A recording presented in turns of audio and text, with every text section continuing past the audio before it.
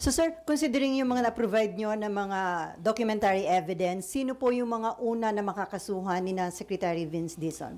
Yung sa second privilege speech, maliwanag yon, yung 5 BGC na boys. mga signatories, no? Alcantara, Hernandez, Dumasig, JP De Guzman, JP Mendoza ba yan? Anyway, kumpisa ako kasi may mga aliases eh. Pati yung mga San Diego, pati yung mga contractors yung na-identify, yung SIMS at saka yung IM, at saka Wawaw. No? Sa first privilege speech, ganun din. May mga na-identify doon. And hindi naman ito yung parang hearsay, kundi mahilig kasi ako sa resibo eh. Kapag gumalaw kami ng mga staff, sinisigurado namin na may kasamang resibo at pwede magamit sa pagpapile ng kaso. Hindi lamang sa pagpapile ng kaso, pwede magamit all the way sa prosecution hanggang sa conviction.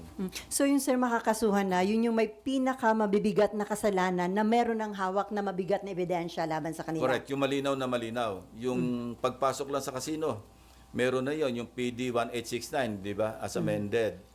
At yun, pwedeng itawid doon sa RA 6713.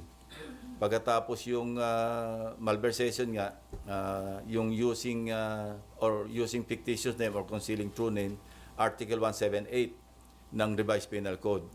Meron ding karampatang parusa yon. And of course, yung paggamit ng mga ng fake na driver's license, yung umaksyon na rin yung LTO. No?